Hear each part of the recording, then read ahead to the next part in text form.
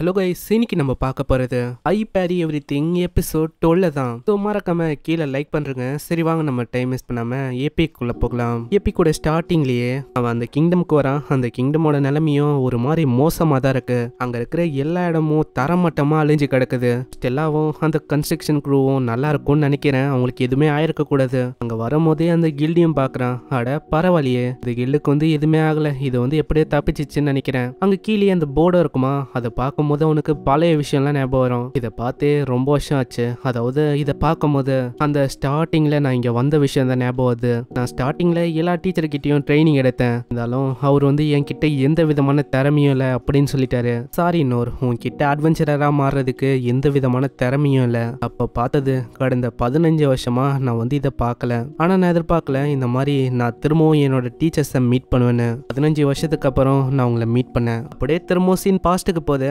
15 வருஷத்துக்கு முன்னாடி ஸ்வாட் ட்ரைனிங் பண்ணோன்னு அந்த ஸ்வாட் டீச்சர் கிட்ட வந்திருப்பான். அவர்கிட்டயும் கேட்பான், இந்த மாதிரி நான் ஸ்வாட் ட்ரைனிங் பண்ணோன்னு உன்கிட்ட கில்டுக்கான உத்தரவு இருக்கா? இருக்கு, நான் அதுக்காக தான் இங்க வந்திருக்கேன். அப்போ ட்ரெயின் ஆக ரெடியாரு. இங்க எல்லாமே ரொம்ப கஷ்டமா தான் இருக்கும். இதுக்கப்புறம் அந்த ட்ரைனிங் ஆரம்பிக்குது. அந்த ட்ரைனிங் அவ்வளோ கஷ்டமா இருக்கு. இந்த ட்ரைனிங் ரொம்ப கடுமையா இருக்கு. அங்க இருக்கிற எல்லாராலையும் தாக்கே பிடிக்க முடியல. அப்படியே கீழே விழுந்துடுறாங்க. சீக்கிரமா எழுதுக்கோங்க, இதை விடவும் நாளைக்கான ட்ரைனிங் ரொம்ப பயங்கரமா இருக்க போகுது. அங்க நோரி இன்னமும் பயிற்சி எத்தனை இருக்கான். நான் எதிர்பார்க்கல, இவனோட 3வது நாள் இது. இதே மாதிரி 10 நாள் கடந்து போது 10வது நாள் நிற்கும். அவன் பயங்கரமா ட்ரைனிங் எடுக்கிறான். சீன்ல ஒரு கோலி குண்டு மாதிரி ஏதோ ஒரு பெரிய விஷயம் இருக்கு. அதை இவங்க எப்படி டேக்கிள் பண்றாங்க, அதுதான் ட்ரைனிங். இங்க ஒரு பர்சன் வரான், அவனால டேக்கிளே பண்ண முடியல. நெக்ஸ்ட் யாரு? நோரோ நிக்கிறான். அதை பயங்கரமாவே தாக்குறான். இருந்தாலும் நோரோட கையில அடிபட்டது. ஏய் சீக்கிரம், இந்த மாதிரி நீ சோட அப்படியே கீழே போடக்கூடாது. ஏன்னா நீ இந்த மாதிரிலாம் எனிமி கிட்ட பண்ண முடியாது. எனிமி உனக்கு சான்ஸையும் தரமாட்டான். அதனால சோட கீழே போடாத. உன்னோட போனே உடஞ்சு போனாலும் நீ ஸ்டெடியா நிக்கணும். அதே மாதிரி அங்க ஆளும் நிக்கிறான். அங்க டீச்சரும் ரொம்ப சர்ப்ரைஸ் ஆகுறாரு. என்னதான் அவன் கிட்ட நிறையவே திறமை இல்லைனாலும் அவன் கிட்ட நம்பிக்கை இருக்கு. அவனுக்குள்ள இருக்கிற வெறி, அந்த ஆர்வம், அது அவனோட லிமிட்டியை தாண்டி பண்ணும் அப்படின்னு அவனுக்கு தோண வைக்குது. இதுக்கப்புறம் அந்த டீச்சரும் போறாரா. பின்னாடியே அங்க நோரும் கேட்கறான், சென்சே இந்த மாதிரி நம்ம அடுத்ததா என்ன ட்ரைனிங் பண்ண போறோம்? ஏதாச்சும் புதுசா ஸ்கில் எனக்கு கத்து தர முடியுமா? அதாவது நான் ட்ரைனிங் பண்ணி மாஸ்டர் பண்ற மாதிரி அதை நான் டிசைட் பண்ண முடியாது. சரிவா, உனக்கு ஒரு ஸ்கில்லை காட்டுறேன். இதுக்கப்புறம் அவர் ஒரு ஸ்கில்லை காட்டுறாரு. ஒரே செகண்ட்ல அங்க இருக்கிற இலை எல்லாத்தையுமே அப்படியே துண்டு துண்டா ஆக்குறாரு. அங்க நோரும் அவ்வளவு ஆச்சரியமாகறான். அட சென்சு, இது உண்மையிலேயே வேற லெவல்ல இருந்தது. அதனால அது அவளைக்கும் பார்க்கவே முடியல தெரியுமா? ஆமா, ஈவன் இந்த டெக்னிக் ரொம்ப ஃபாஸ்டா இருக்கலாம். என்னோட ஸ்வாட் கூட இந்த டெக்னிக்கை கீப் அப் பண்றது ரொம்ப கஷ்டமான விஷயம் தான். ஏன் இத்தனைக்கும் அவன் வயசுல இருக்க ஒரு பையனால கூட அதை பார்க்கவே முடியல. ஆனா அங்க நோர் சொல்றான், இந்த மாதிரி உங்களோட அந்த டெக்னிக், உங்களோட ரிதம், அது உண்மையிலேயே ஆசமா இருந்தது. ஒரு டைம் நீங்க அதை பண்ணும் போதும் நான் அப்படி பார்த்தேன். அதுக்கப்புறம் நீங்க வெட்டினீங்களே, அதெல்லாம் அற்புதமா இருந்தது.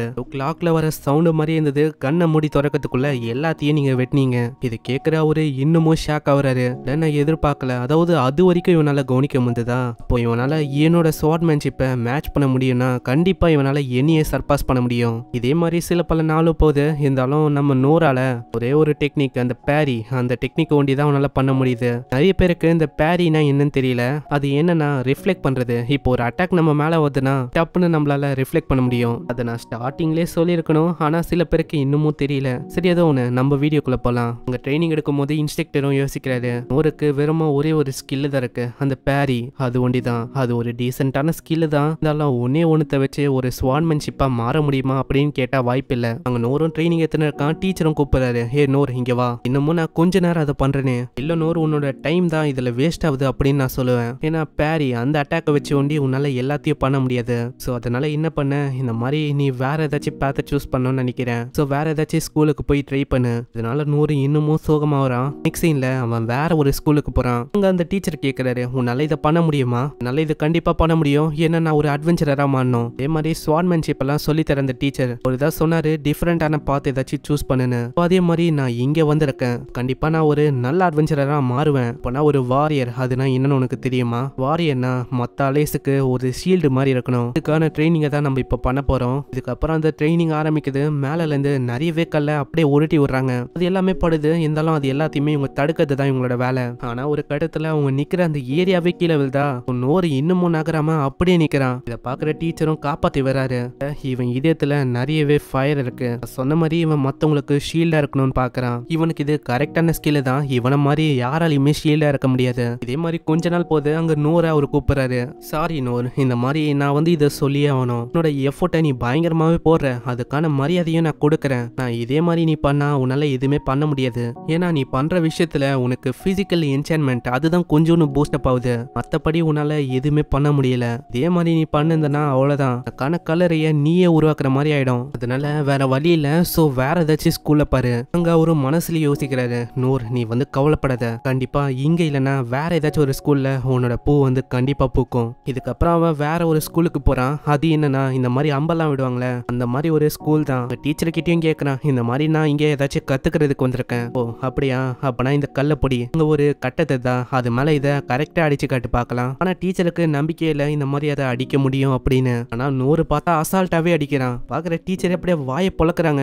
நீ வந்து என்ன பண்ணு, இதை திரும்பவும் ட்ரை பண்ணு. நான் எத்தனை வாட்டி குத்தாலும் அத்தனை வாட்டி ஆளு கரெக்டா தூக்கி தூக்கி அடிக்கிறான். இதனால அவங்க இன்னமும் ஷாக் ஆகுறாங்க. இதுக்கப்புறமும் அதே ட்ரைனிங்க அந்த ஷீல்டு மேல அடிக்கணும் அப்படின்னு சொல்லி ட்ரைனிங்க கொடுக்குறாங்க. அட சென்ஸ், இந்த மாதிரி வேற ஏதாச்சும் ட்ரைனிங் இல்லையா? எதுக்கு நான் கல்லையை தூக்கி எறியணும்? எனக்கு அம்ப கொடுத்தா கொஞ்சம் நல்லா இருக்கும்ல.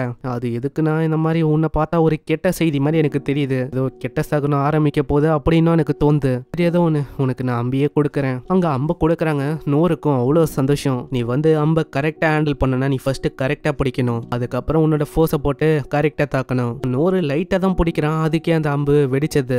என்ன பண்ணி வச்சிருக்க, அதுக்குள்ள இதை உடைச்சிட்ட. அங்க இன்னொரு அம்பியும் கொடுக்குறாங்க, எல்லாமே உடைஞ்சு உடைஞ்சு போகுது. கடைசியில ஒரு ஸ்ட்ராங்கான அம்பியும் கொடுக்குறாங்க. இது வந்து உடையறதுக்கெல்லாம் வாய்ப்பே இல்லை, இதை கண்டிப்பா உன்னால யூஸ் பண்ண முடியும். ஆனா அந்த அம்பும் அப்படியே உடையுது. இதனால சென்சே வந்து ரொம்ப கடுப்பாகிறாங்க. நெக்ஸ்ட் சீன்ல அங்க நிறைய பேர் ட்ரைனிங் எடுக்கிறாங்க. ஆனா நூறு ஒண்டி கல்லை தான் தூக்கி அடிக்கிறான். அங்க சென்சேவும் கேட்கறாங்க, ஆமா இந்த மாதிரி இந்த கல்லை தூக்கி அடிக்கிற பயிற்சி இதை வந்து நீ எப்போ கத்துக்கின? அது சொல்ல போனா இந்த பேர்ட்ஸ் எல்லாத்தையும் பிடிக்கிறதுக்கு நான் வந்து ட்ரை பண்ணுவேன். அதே டைம்ல மலையில இந்த முயல்லாம் இருக்குமா, அது எல்லாத்தையுமே நான் தாக்குவேன். இதை கேட்கும் போது அங்க சென்சே இன்னமும் ஆச்சரியமாகறாங்க. அட என்ன இவன் விளாடுறானா என்ன? நான் பெரிய பெரிய ஆளுங்க, அவங்களுக்கே முயலை தாக்க ரொம்ப கஷ்டமா இருக்கும், மோஸ்ட்லி அவளைக்கும் படாது. ஆனா இவன் பார்த்தா வெறுமா கல்லை வச்சு அடிச்சான் அப்படின்னு சொல்றான். ஆனா எனக்கு கவலை இல்லப்பா, என்னால அதை பண்ண முடியும். ஏன் கண்ணை மூடி கூட நான் அடிப்பேன். சரி ஏதோ ஒன்று நோர், இதுக்கு மேலேயும் அவ்வளவுதான், என்னால எதுவுமே பண்ண முடியல.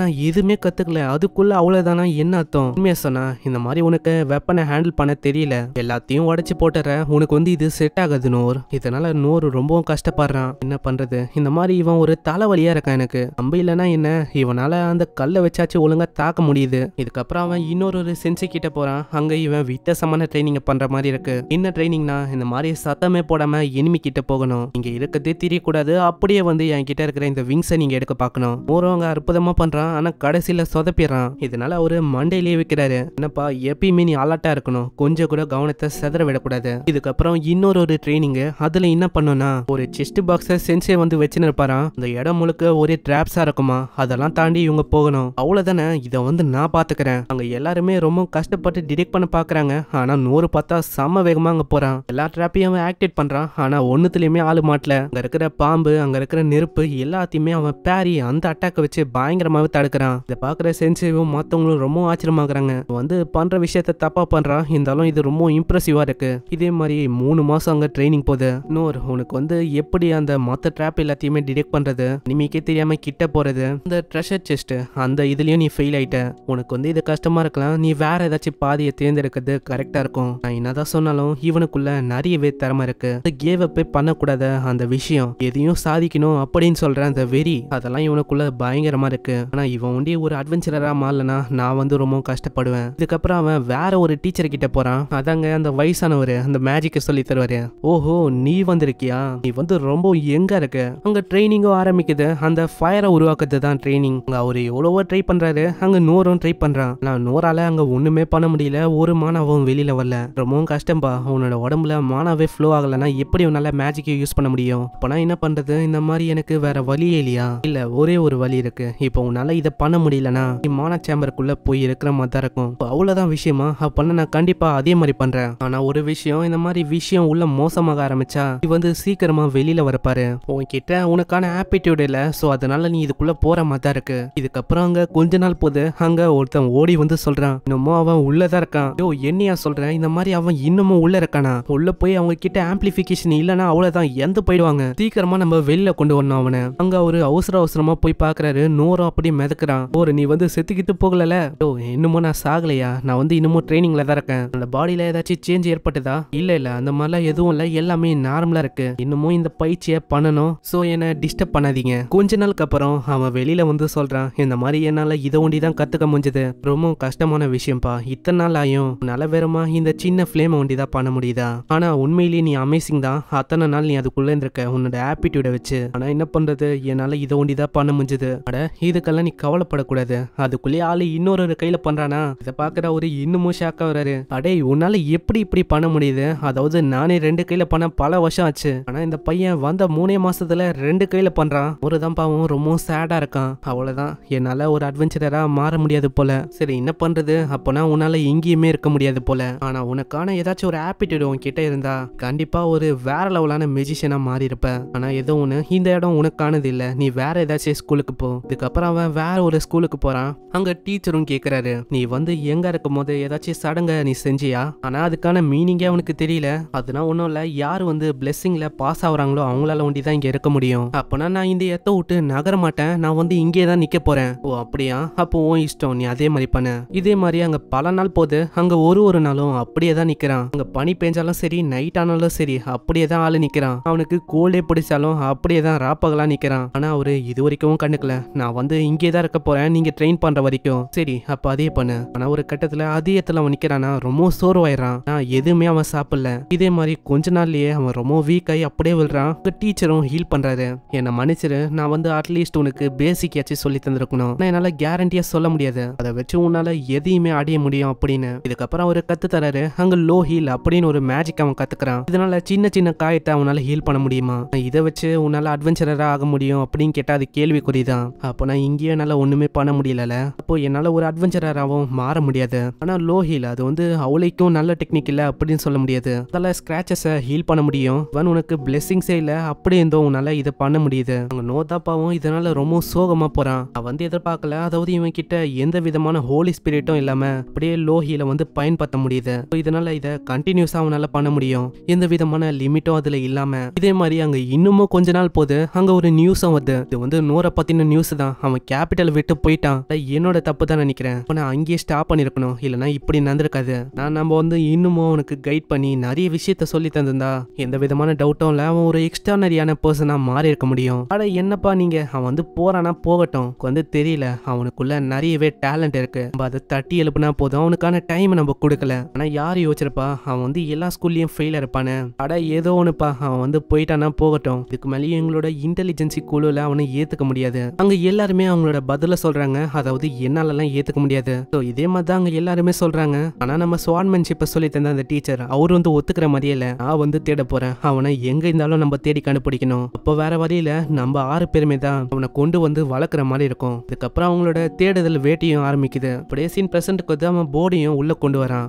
நோர் நீ வந்துட்டியா, ஆமா ஆமா இந்த போர்டு வந்து வெளியில கீழே இருந்தது, ஆமா நிறையவே பிளாஸ்ட் ஆகும் போது இது கீழே விழுந்திருக்கும்னு நினைக்கிறேன், ஆனா நோர் நீ வந்து மித்ராக்கு போன அப்படின்னு கேள்விப்பட்டேன், ஆமா நாங்க வந்து அங்க போனோம், ஆனா சீக்கிரமாவே நான் இங்க வந்துட்டேன், உன்னை பார்க்கும் போதே தெரியுது நோர் உன் மேல நிறையவே டர்ட்ஸ் வந்து இருக்கு, அதே மாதிரி உன்னோட துணியும் ஒரு மாதிரி அழுக்க இருக்கு, அது என்னன்னா நிறைய விஷயம் வந்து ஏற்பட்டது, அதே மாதிரி நானும் ரொம்ப எக்ஸஸ் ஆயிட்டேன், ஏதோ ஒண்ணு நோர் நீ வந்து ரொம்ப டயர்டா இருக்குன்னு புரியுது, நானும் இங்க நிறைய பிரச்சனையில மாட்டிக்கினேன் தெரியுமா, ஆனா ஏதோ ஒண்ணு இந்த மாதிரி உன்னை எத்தனை பேர் தேடினாங்க தெரியுமா, இந்த பில்லர் கில்டர்ல இருக்க எல்லாருமே உன்னதான் தேடினாங்க, ஆனா எங்கேயுமே உன்னை காணோம், ஏன்னா நிறைய இடம் டேமேஜ் ஆயிருக்கு, சோ உன்னோட ஹெல்ப் வந்து அவங்களுக்கு தேவையா, அவ்வளவுதானே, அப்பனா நான் வந்து அங்கேயே போறேன், ஒரு இது இந்த மாதிரி மேப்பை கொடுக்குறேன் அதை எத்தனை போ, சீன்ல அந்த இடத்துல ஹெல்ப் பண்றான், எல்லாருக்கும் அவ்வளவு சந்தோஷம், பரவாயில்லையே நோர் நீ வந்து உண்மையிலேயே ஒரு லைஃப் சேவர் தெரியுமா, இருக்கும்போது எங்களோட வேலை இன்னமும் ஈஸியாகுது, உண்மையாவா நீங்க சொல்றது கேட்கும் போது எனக்கு சந்தோஷமா இருக்கு, ஆனா ஏதோ ஒண்ணு எங்களோட நாள் வந்து உண்மையிலேயே கடினமா போச்சு, கேரேஜ்ல நாங்க போனோம், ஒரு மாஸ்டரை நாங்க வெட்டி கொன்னோம், லீன்ட்டு இன்னொருத்தன் வந்தான், உங்க ரோலோவை நாங்க சந்திச்சோம், அதுக்கப்புறம் லீனோட மேஜிக்னால நான் பிளாஸ்ட் ஆனேன், அங்க கேபிட்டல்ல டிராகன் கூடயும் நாங்க சண்டை போட்டோம், திரும்பவும் லீனோட மேஜிக்னால நான் திரும்பவும் பிளாஸ்ட் ஆனேன், நிறைய விஷயம் வந்து ஏற்பச்சு, அதே மாதிரி நான் ரொம்ப டயர்டா இருக்கேன், என்னோட வயிறும் சத்த போகுது, இருந்தாலும் நான் அதுக்குன்னு அப்படியே விட்டுற மாட்டேன், இந்த வேலையை நான் முடிச்சே ஆகணும், இந்த சைடு அந்த விஷயத்தை பத்திலாம் அவங்க பேசுறாங்க, நான் எல்லாத்துக்கு பின்னாடியும் இந்த தெய்தாரோட வேலை இருக்குமோ, நான் அந்த காப்ளினோட தலையில இது ஒரு மானா ஜெம்மை இவங்க கண்டுபிடிச்சிருப்பாங்க, அது ரொம்ப பவரா இருந்திருக்கும், எல்லாமே மித்ரால தான் ப்ரொடியூஸ் பண்ண முடியும், நிறையவே மாஸ்டருங்களும் வந்திருக்கும், எல்லாமே ரிலேட் ஆகிற மாதிரியே இருந்திருக்கும், ஆனா நம்ம கவலைப்பட தேவையில்ல, எல்லாமே சரியாயிடுச்சு, இவளோட நாட்டுல நிறையவே நல்லவங்க இருக்காங்க, சோ நம்ம கவலைப்பட தேவையில்ல, நிறைய பேருக்கு நம்ம ஆளுங்க வந்து ஹெல்ப் பண்ணுவாங்க, முக்கியமா சொன்னா அவனும் இருக்கான், அங்க நோரும் ஹெல்ப் பண்றான், அங்க ஹெல்ப் பண்ணும் போது லீன் வந்து சொல்றான், அட சென்ஸ் இங்கதான் இருக்கீங்களா, அம்மா நீ வந்து என்ன பண்ற, நான் வந்து இந்த பிரெட் எல்லாத்தையுமே யாரெல்லாம் ஊண்டா இருக்காங்களோ அவங்களுக்கு கொடுக்குறேன். ஒருக்கும் பசி எடுக்குது, அங்க பிரெட்டையும் அவ தரா. அதை சாப்பிடும் போதே அவன் சொல்றான், கடைசியில எனக்கு யாராச்சும் ஹெல்ப் பண்ற மாதிரி தான் இருக்கு. நான் எப்படி பார்த்தாலும் இந்த சோடு வந்து எனக்கு நிறையவே உதவி இருக்கு. அதே மாதிரி எனக்கும் அட்வென்ச்சரரா மாறணும் அப்படின்னு ரொம்ப ஆசை. என்னோட ஃபேமிலி சொன்ன அந்த கதையில கேட்ட மாதிரியே நான் ஒரு அட்வென்ச்சரரா இருக்கணும் அப்படின்னு ஒரு ஆசை. ஆனா அதுக்கு முன்னாடி நான் வந்து மத்தவங்க எல்லாருக்குமே நான் ஹெல்ப் பண்ணும். இன்னொருத்தனும் கூப்பிடுறான், ஏ நோர், இந்த மாதிரி எனக்கு இங்க ஹெல்ப் பண்ண முடியுமா? அவ்வளவுதானே, இந்த மாதிரி நான் உங்களுக்கு ஹெல்ப் பண்றேன். இதுக்குள்ளேயே அங்க மேல அந்த கல்லு வில்லான்னு போது நோர் வந்து அவனோட பேரி அட்டாக் வச்சு அங்க பயங்கரமா காப்பாத்துறான். பரவாயில்ல, உனக்கு வந்து முடியுதுன்னு பார்த்தா இப்பதான் என்னோட ஒர்க்கே ஆரம்பிச்சிருக்கு. இப்படி இவன் எல்லாருக்குமே ஹெல்ப் பண்றான். இங்கேயும் இந்த அனிமேவும் இந்த எபிசோடும் முடியுது. இந்த அனிமேல நம்ம ஹீரோக்கு கடைசி வரைக்கும் அவனோட ஸ்ட்ரென்த்தை பத்தி தெரியவே இல்லை. அது ஒன்னே ஒண்ணுதான் எனக்கு ரொம்ப கஷ்டமா இருக்கு. உங்களுக்கு என்ன ஃபீல் ஆகுதோ அதை கீழே கமெண்ட் பண்ணுங்க. நம்ம ஹீரோ எவ்வளவு பவர்ஃபுல்லா அப்படின்னு அவனுக்கே தெரியல. சீசன் 2 வரமான்னு எனக்கு சரியா தெரியல. ஸோ சீசன் 2 வந்தா நம்ம சேனல்லேயே நம்ம கண்டிப்பா பார்க்கலாம். மறக்காம கீழே லைக் பண்ணிட்டு இந்த அனிமே, அதாவது இந்த சீரிஸ் மொத்தமா உங்களுக்கு பிடிச்சிருந்தா ஒரு ஹார்ட்டினை போடுங்க, அதுல எனக்கு தெரிஞ்சு போயிடும். இதுக்கப்புறமும் அக்டோபர்ல வேற லெவலான அனிமேஸ்லாம் வரப்போகுது. இன்னமும் கொஞ்ச நாள் தான், நம்ம கொஞ்ச நாள்லயே பார்க்கலாம். ட்வின் ஸ்டாரும் முடிய போகுது. இன்னமும் ஒரு 15 எபிசோட் தான். ஸோ அதுக்கான சப்போர்ட்டையும் நீங்க கொடுப்பீங்கன்னு நினைக்கிறேன். ஸோ உங்களை நெக்ஸ்ட் ஒரு வேற லெவலான அனிமேல சந்திக்கிறேன். தேங்க்யூ ஃபார் வாட்சிங். சாயனரா.